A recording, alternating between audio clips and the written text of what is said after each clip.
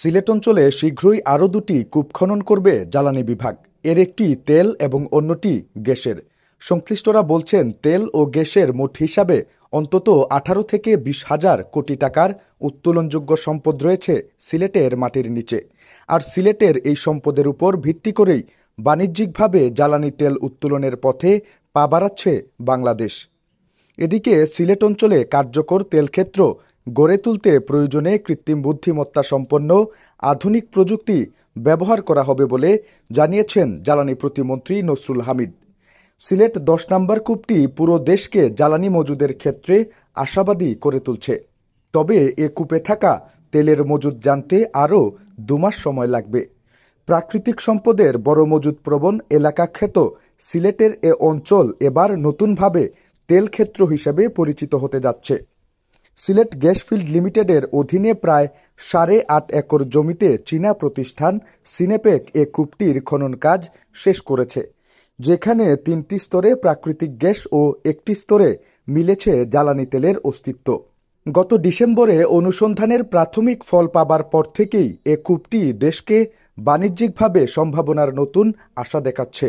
কূপটিতে যে পরিমাণ জ্বালানি তেল মজুদ আছে, সেই তেল এখন উত্তোলনের পথে হাঁটছে সরকার।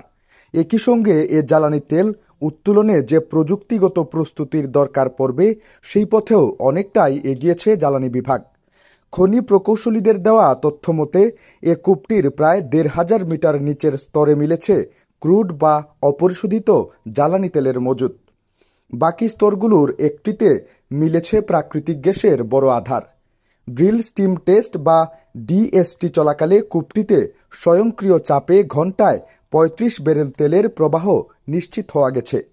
প্রাথমিক ধারণা বলছে এখানে 15 থেকে 18 মিলিয়ন ব্যারেল তেলের মজুদ থাকতে পারে এবং গ্যাস মিলতে পারে 8 থেকে 10 বছর পর্যন্ত।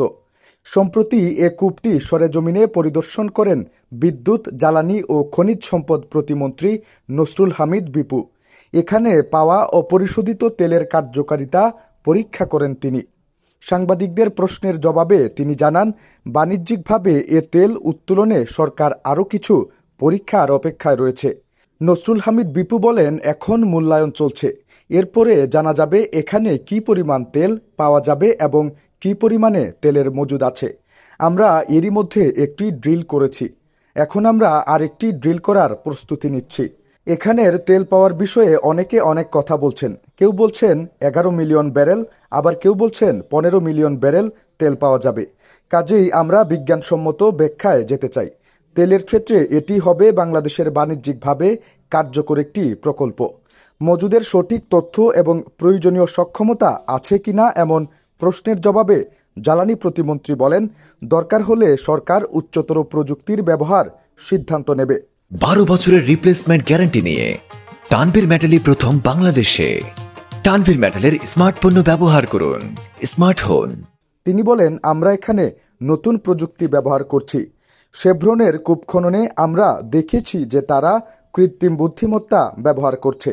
সুতরাং এই বিষয়টি আশায় আমাদের এখানে সম্ভাবনার ক্ষেত্রটি ত্বরান্বিত হয়েছে। আমরা সবকিছু নিয়ে ভালো সম্ভাবনা দেখতে পাচ্ছি। বিশেষজ্ঞদের মতে একটি বা দুটি নয়, বরং সিলেট অঞ্চলে বেশ কিছু কূপে একযোগে খনন কার্যক্রম চালালে দ্রুত সুফল মিলবে।